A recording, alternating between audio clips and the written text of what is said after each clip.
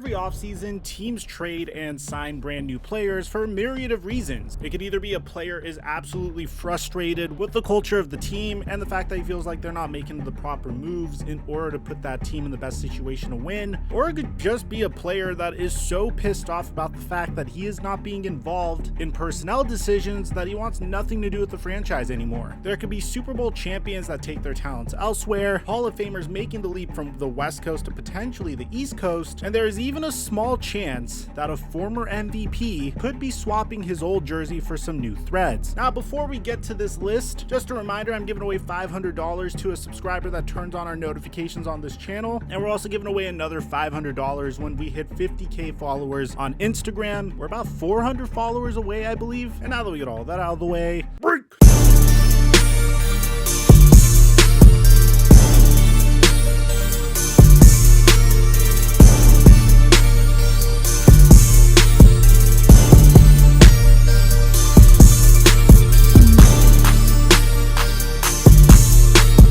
Before I make this week's picks, I just want to make something abundantly clear. I'm getting pretty freaking good at this. I only missed on 2 of my picks last week. Not a single one of you guys picked the Detroit Lions to beat the Arizona Cardinals. Don't BS me, bro. Now we're going to enter this $1,400 NFL Week 16 pick'em. If you use my promo code right now, you'll get a free $5 deposit so you can enter this contest for free. Why do I feel like we're going to pick each and every game right this week? Oh, that's because we are. Week 1, Jacksonville versus the New York Jets. Let's go with the Jaguars. They got to get one eventually. We got the LA Chargers versus the Houston Texans. The Chargers are going to get that. We got the Ravens versus the Bengals. Whether it's Tyler Huntley or Lamar Jackson, I'm liking the Ravens. We got the Lions versus the Falcons. You think the Lions just beat the Cardinals? Do the Lions have a win streak in them? That's a little bold, but I'm going for it. We got the Buffalo Bills versus the New England Patriots. Oh man, that last game was really ugly. We're going to go with the Patriots here. Vikings versus Rams. I'm going to go with the Rams. Giants versus the Eagles. Oh, that's an easy one. Got to go with the Eagles here. Buccaneers versus the Carolina Panthers. I'm going to go with the Buccaneers. We got the Bears versus the Seattle Seahawks. Ooh, that's a tough one. No, it's not. We're going to go with the Seattle Seahawks here. Pittsburgh Steelers versus the Kansas City Chiefs. Well, that's an easy one. We got the Las Vegas Raiders versus the Denver Broncos. I'm going to go with the Las Vegas Raiders. And of course, I'm never going to pick against my Dallas Cowboys, man. These are my picks. Let me know what you guys think in the comment section down below. And of course, when you use my promo code on bountysports.com, you'll get a free $5 deposit to enter this contest and potentially win up until $1,440 in prizes.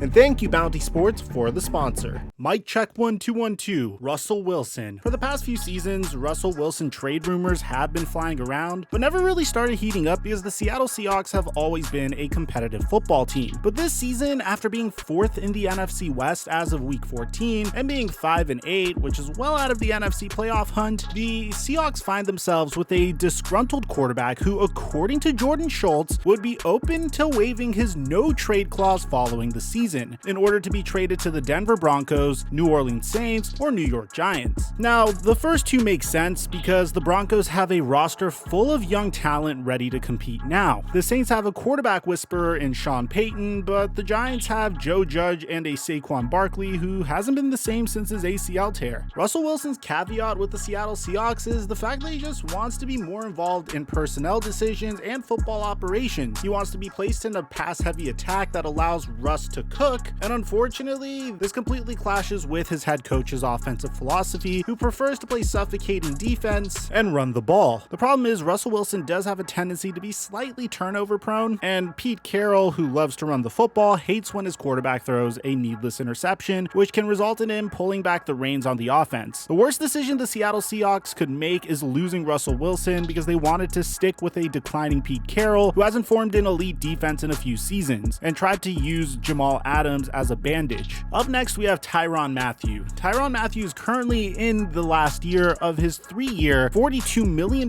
contract that he signed with the Kansas City Chiefs before the start of the 2019 season. The reigning first-team All-Pro, has 13 interceptions in his time with the Kansas City Chiefs so far, and has served as a backbone of the defense ever since he helped the team win the Super Bowl back in 2019. Since the beginning of the offseason, Matthew and the Chiefs have been trying to work on a contract extension to keep the leader of the defense around. However, it's rumored that Matthew might be looking for a similar contract to fellow AFC West safety Justin Simmons. Justin Simmons signed a 4-year deal worth $61 million before the start of the 2021 season. However, unlike the Denver Broncos, the Chiefs defense has plenty of other holes that need to be filled first before they start to think about paying a 29-year-old safety north of $60 million.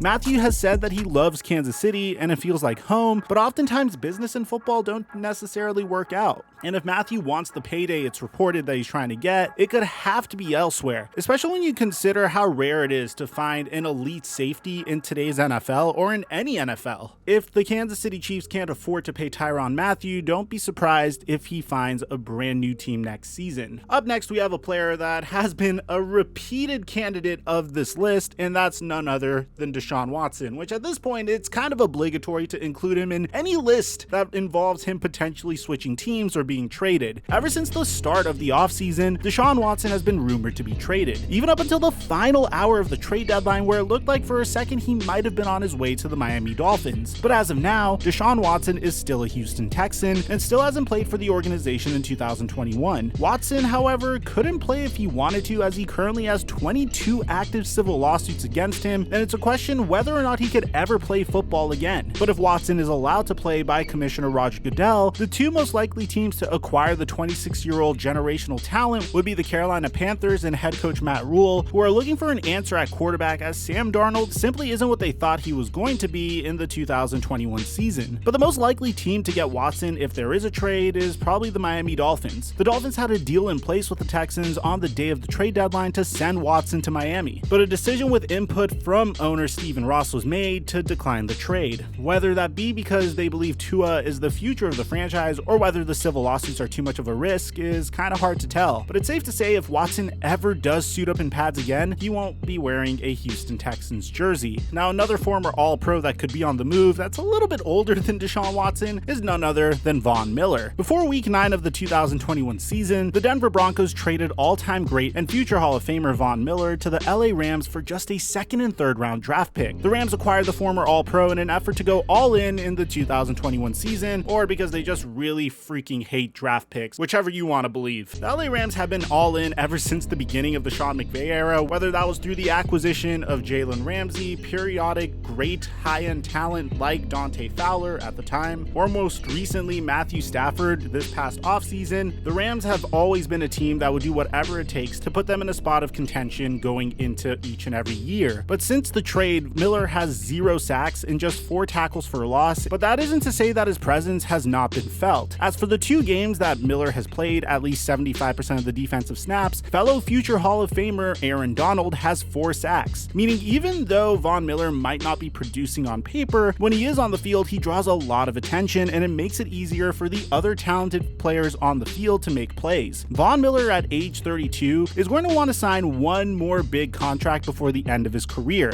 and the Los Angeles Rams have manipulated their cap space so much recently that signing an aging star pass rusher to a multi-year contract simply wouldn't be possible. Miller is hoping to possibly close out his tenure as a LA Ram as a Super Bowl champion, but there is no telling where the aging pass rusher could end up next season. But for speculation purposes, one team that could make sense are the New York Giants. The Giants are a team with cap space, desire for an edge rusher, and a need of a veteran presence in the locker room. The two would make a great pair for the next few seasons. Now, speaking of stud players coming off the edge, let's talk about Jadeveon Clowney. Before the start of the 2021 season, Jadeveon Clowney signed a 1-year contract worth $8 million.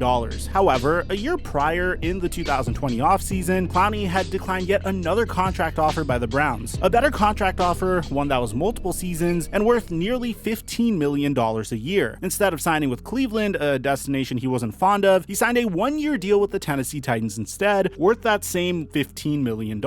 A short year later, and Clowney found himself trying to prove his stardom yet again, in the very same place he refused to play. Clowney's 2021 season, however, has simply been a reminder of who he is, and that's a physical specimen. Clowney has 5 sacks this season so far, including the game winner to defeat the Baltimore Ravens in Week 14. On top of that, Clowney has 15 QB QB hits in just 12 games this season so far, and has proved that he can consistently meet the quarterback in the backfield. Since 2019, Clowney has played football in a new city every season, and if you include playing for the Texans in 2018, Clowney has been on 4 football teams in the past 4 seasons. Clowney has already proven in the past that Cleveland isn't his dream destination by any means, and seeing the former Pro Bowler switch scenes again wouldn't be much of a surprise. Now let's talk about some wide receivers, shall we? In 2018, after his rookie contract with the Jacksonville Jaguars, free agent wide receiver Allen Robinson was one of the hottest commodities in the NFL free agency market. The newly 25-year-old receiver had played just 1 game in 2017 due to injuries, but a few years prior in 2015 had caught 1,400 receiving yards and led the NFL in touchdowns with 14. This performance had earned the young wideout multiple contract offers, but he made it clear that he wanted to sign for a competitor. The 2 teams Robinson came down to were 2 NFC North teams, one from the Green Bay Packers with an aging quarterback in Aaron Rodgers and at the time out-the-door head coach Mike McCarthy, and another from the Bears with a young up-and-coming quarterback Mitch Trubisky and newly hired head coach Matt Nagy. I know it sounds really funny right now, but back then that was actually a difficult decision, I suppose, and I don't know what convinced Allen Robinson to go with the Chicago Bears, because there was a lot more up in the air over there, but maybe the Bears offered him more money. I'm really not sure, because Allen Robinson eventually chose the Bears mainly because of the new coach. I know it even sounds funnier to say Allen Robinson wanted to go play for the Bears because of Matt Nagy now, but back then it did make sense. Robinson said shortly after signing that Chicago was definitely a team that I had my eye on, from the standpoint that they had just hired Coach Nagy. He elaborated further, stating Coach Nagy was a big part of it. I'm a big fan of his system and his offense. He signed a 3-year contract worth $42 million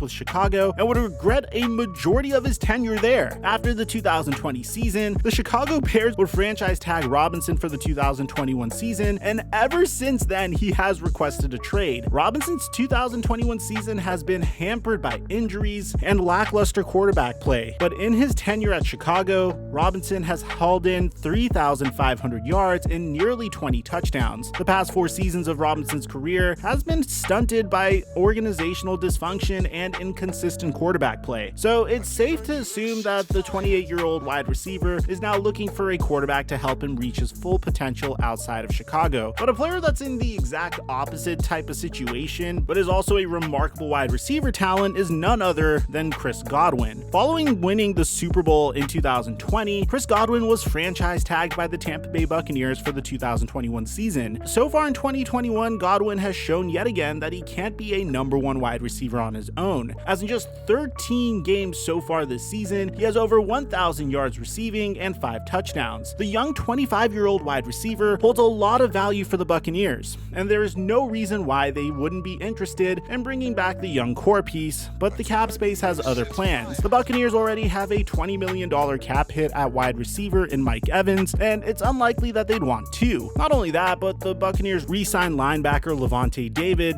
throughout the 2022 season, and the Buccaneers have shown that their concern team building wise is on the defense and not on the offense, which is currently ranked number 1 in almost all categories. Tom Brady has shown that he likes young receivers Tyler Johnson and Scotty Miller, so replacing Chris Godwin wouldn't be impossible for the Buccaneers, but it would be difficult. There is a good chance that we see the former Pro Bowler outside of Tampa Bay next season. Let's talk about another truly legendary edge rusher, and that is Chandler Jones, a man that joined the 100 sack club this season. He was on the last year of his 5-year contract worth just over $82 million and might find himself outside of Arizona next year. The superstar pass rusher, who turns 32 this season, was offered a 1-year contract extension prior to the season worth just under $15 million, and reportedly was so upset and insulted by this offer that he requested a trade immediately afterward. The Cardinals, who going into the season were viewed as contenders, had no intentions of trading their star edge rusher, as they hoped to make a run at the Super Bowl. In just 11 games so far this season, Jones has 9.5 sacks on 22 QB hits, including his amazing Week 1 performance where he racked up a total of 5 sacks in just 1 game. A veteran edge rusher is in high demand almost every offseason, and Jones wouldn't have trouble finding a home outside of Arizona. And if the bridges are burned permanently, there's no doubt that Jones will be out of the desert next season. Now, this next entry on this list might be a little controversial, but I kind of have to include him because, well, although things are looking good currently, this is a man that typically plays his cards close to his chest, and that's none other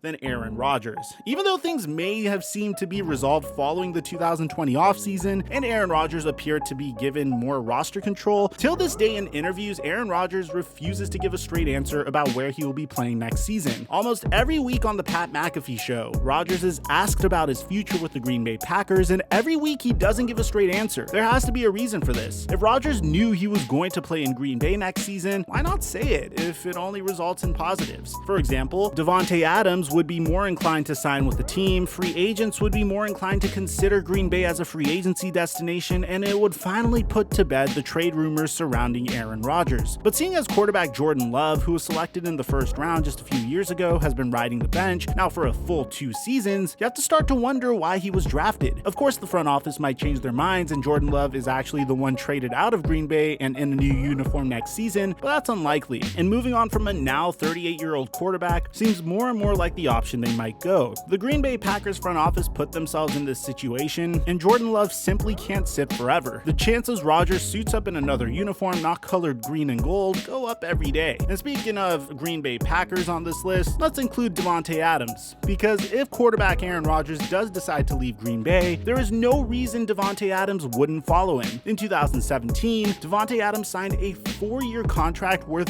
$58 million, and now, following the 2021 season, is looking for a deal to make him the highest paid wide receiver in football, and deservedly so. In the past 26 football games that Davante Adams has played in, he has nearly 2,600 receiving yards and 25 touchdowns. Davante Adams has exhibited a level of consistency at his position that is ridiculously difficult to match, and replacing him would be literally impossible for the Green Bay Packers. Matt LaFleur has designed his system to run over 30% of all targets in the passing offense to Davante Adams. That's right, Aaron Rodgers has 410 passing attempts so far this season, and over 30% of all of them go to Davante Adams. The Packers have made a passing offense that almost exclusively runs through one wide receiver, as no other Packers as of week 14 have 500 yards receiving. One thing's for sure for the Packers, if Aaron Rodgers leaves, they better bet on Davante walking out the door right behind him. Now, I don't want this video to get too long, but when the Dallas Cowboys drafted CeeDee Lamb in the 2021 NFL Draft, it was one of those situations where a really good player just fell to their laps, and since Jerry Jones might have been traumatized from the year that he passed up on Randy Moss due to character concerns, he couldn't pass up on the opportunity to draft the next great Dallas Cowboys wide receiver that wears the number 88 for his team. The reason why this was so interesting is because Michael Gallup was coming off of a season where he had 1,107 receiving yards and 6 touchdowns. He is a big body receiver that has the ability to go up and get footballs, and since Amari Cooper signed a 4-year, $100 million contract extension 2 years ago, and the Dallas Cowboys recently added CeeDee Lamb in the NFL Draft, and the fact that Michael Gallup, despite being injured this year in 6 games, he has 324 receiving yards and 27 receptions and a touchdown, then I can't see an instance where Gallup remains a Dallas Cowboy past this season, because a team like the Jacksonville Jaguars could definitely use a player like Michael Gallup. So let me know in the comment section down below if you agree with this list, if you think that I'm missing anyone on this list. Aside from that, I'm your boy Mike, and I'm dropping our mic until our next upload.